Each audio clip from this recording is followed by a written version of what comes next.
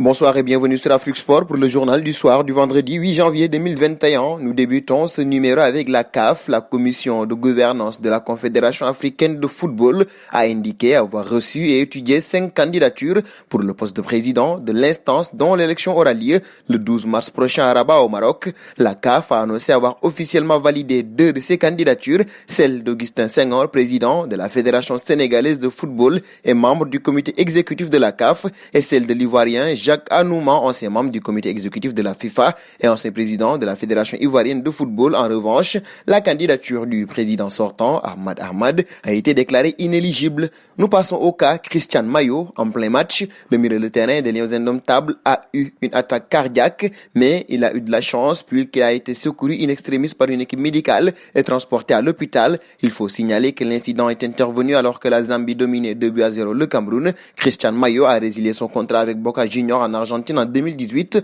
en raison de soucis cardiaques et est revenu dans son pays, le Cameroun, estimant être remis de ses soucis. Il a accepté la proposition du club Babuntu de Mouda. Avec ce qui vient de se passer, une chose est sûre, il ne pourra plus disputer le CHAN 2021 qui commence le 16 janvier prochain. Et nous passons au dossier Imbula. Raymond Domenech a confirmé son envie de pouvoir enrôler le milieu de terrain qu'il a convaincu lors de ses entraînements tests qu'il effectue à la Beaujoire depuis plus d'une semaine. L'ancien sélectionneur des Bleus a en fait remarqué une potentialité chez les Léopards avec des capacités pouvant aider la ligne médiane des Canaries actuellement à la porte de la zone de relégation, précisant que c'était bien à lui que revenait la dernière décision pour ce mariage. Domenech a promis que les discussions entre les deux clans allaient avoir lieu dans les prochains jours. Et nous passons à Sepp Blatter pour la seconde partie de ce journal du soir du vendredi. La presse suisse a rapporté l'hospitalisation de celui qui a été à la présidence de la FIFA pendant 17 années, de 1998 à 2015. La fille de Sepp Blatter a confirmé l'information pour le journal suisse de langue allemande Blick.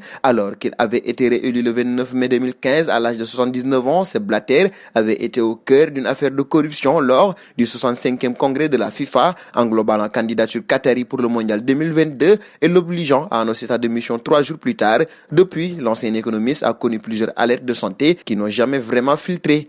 Un saut en Espagne, Zinedine Zidane a été testé négatif à la Covid-19 et assistera donc bien au match face à Osasuna. Ce sera demain à Pamplona, a appris l'AFP ce vendredi de sources proches du club. Le coach français avait dû s'isoler après un contact avec une personne infectée. Par ailleurs, la Liga a donné son accord pour que l'entraîneur français soit sur le banc samedi soir à l'occasion de la 18e journée de championnat et pour mettre fin à sa quarantaine à encore 17 sources. Nous terminerons en France avec Neymar.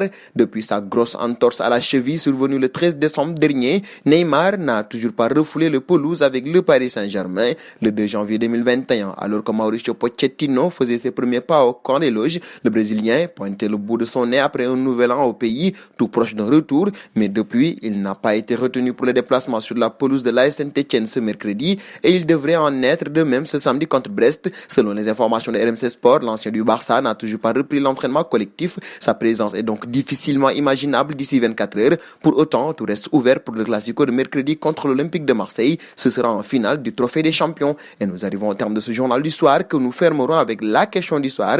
Qui voyez-vous comme le meilleur président pour la CAF? Vos réponses seront attendues en commentaire. En attendant, n'hésitez pas à vous abonner sur Afrique Sport. C'est pour ne rien manquer du football continental et international.